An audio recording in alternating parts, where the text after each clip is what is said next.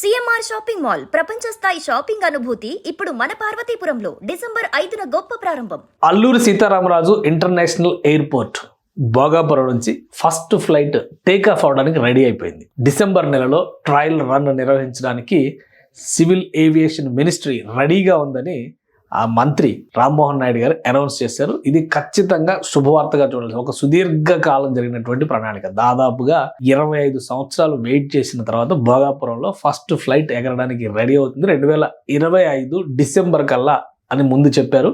November ending నాటికే ready అయిపోయింది. ఈ ప్రాజెక్టుకి సంబంధించినటువంటి అప్డేట్స్ని స్వయంగా మంత్రి ప్రతి 15 రోజులకి రివ్యూ చేస్తున్నారు. ప్రతి నెల ఒకసారి అక్కడికి వెళ్ళి పరిస్థితిని సమీక్షించే ప్రయత్నం చేస్తున్నారు. ఫైనల్గా భోగాపురం ఇంటర్నేషనల్ ఎయిర్పోర్ట్కి సంబంధించినటువంటి అన్ని పనులు కంప్లీట్ అయినాయి. ముఖ్యంగా ఎంఆర్ఓ సెక్షన్ అంటే మెయింటెనెన్స్, రిపేర్స్, ఓవర్ హాలింగ్ సంబంధించినటువంటి సెక్షన్ కూడా ఆయన విజిట్ చేశారు. జిఎంఆర్ గ్రూప్ దీన్ని డెవలప్ చేస్తుంది.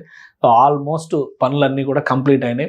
ఏటీసీకి సంబంధించి కానీ అటు రన్వేకి సంబంధించినటువంటి పనులు ముందే కంప్లీట్ అయినాయి.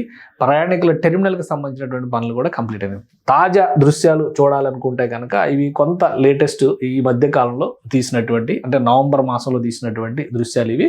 సో ఆల్మోస్ట్ ఈ కంప్లీట్ అయిపోయినటువంటి నేపథ్యంలో డిసెంబర్లో ఒక డేట్ ఫిక్స్ చేస్తారు. ఫస్ట్ ఫ్లైట్ భోగాపురం నుంచి ఎగిరే విధంగా ప్రణాళికను రెడీ చేయబోతున్నారు అనమాట.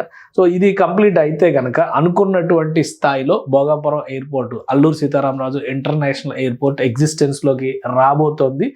ఇప్పటికే పదే ఇక్కడ ఉన్నటువంటి వ్యవస్థలన్నింటినీ సమీక్షించారు. పదే దీనికి అధికారులకి గైడెన్స్ ఇచ్చారు. ఈ నెలలోనే ఎట్టి పరిస్థితుల్లో ట్రయల్ రన్ జరగాలనేటువంటి ప్రణాళికని డిసైడ్ చేసినటువంటి నేపథ్యంలో భోగాపురం ఇంటర్నేషనల్ ఎయిర్పోర్ట్లో లొకేషన్ పరంగా ఒకసారి మనం చూస్తే కనుక భోగాపురం ఎయిర్పోర్టు ఇది ఇంటర్నేషనల్ ఎయిర్పోర్ట్ అవుతుందని గతంలోనే, అంటే 25 ఏళ్లుగా ఇది చర్చ నడుస్తూనే ఉంది. 99లో మొదటిసారి ప్రతిపాదనలు వచ్చింది. 2015లో చంద్రబాబు నాయుడు ప్రభుత్వం భూసేకరణను ప్రారంభించింది. పూజా కార్యక్రమాలు కూడా నిర్వహించింది. 2019లో గవర్నమెంట్ మారిన తర్వాత జగన్మోహన్ రెడ్డి మళ్ళీ ప్రణాళికలో కొన్ని మార్పులు చేశారు. దాని ఫలితంగా కొంత జాప్యం జరిగింది. ఫైనల్గా 2022-23లో పనులకి శంకుస్థాపన చేశారు జగన్మోహన్ రెడ్డి ఇంకోసారి.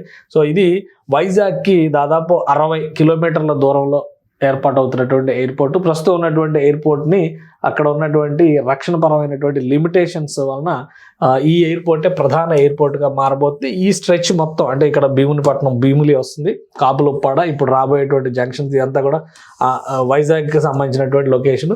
సో ఈ స్ట్రెచ్ మొత్తం కూడా రాబోయేటువంటి రోజుల్లో ఇండస్ట్రియల్ డెవలప్మెంట్కి ఎక్కువ స్కోప్ ఉండేటువంటిది. ఫస్ట్ ఫ్లైట్ ఎగిరిన తర్వాత ఆపరేషన్స్కి సంబంధించినటువంటి క్లారిటీ ఇచ్చేస్తామని చెప్పని మంత్రి చెప్తున్నారు. ఒకవేళ అదే జరిగితే 2026 ఏప్రిల్ మే నెలల్లో దీన్ని జాతికి అంకితం చేసేటువంటి అవకాశం ఉంది. ప్రధానమంత్రి నరేంద్ర మోడీ జాతికి అంకితం చేసే ఛాన్సెస్ ఎక్కువగా ఉన్నాయి. సో ఒక వైజాగ్కి సంబంధించి ఒక మేజర్ డెవలప్మెంట్గా చూడాలి. హైదరాబాద్లో ఎలా అయితే శంషాబాద్ ఎయిర్పోర్ట్ వచ్చిన తర్వాత ఈ ట్రాన్స్పోర్ట్ సిస్టంలో ఒక రెవల్యూషన్గా మారిందో, విశాఖ ముఖ్యంగా ఉత్తరాంధ్ర పరిసర ప్రాంతాల్లో ఆంధ్రప్రదేశ్లో ఎకనమిక్ గ్రోత్కి అల్లూరి సీతారామరాజు ఇంటర్నేషనల్ ఎయిర్పోర్ట్ మరిన్ని బాటలు వేసే అవకాశం ఉంది. సుమన్ టీవీలో మీ పర్సనల్ అండ్ బిజినెస్ ప్రమోషన్స్ కోసం కింది నెంబర్కి కాంటాక్ట్ చేయండి.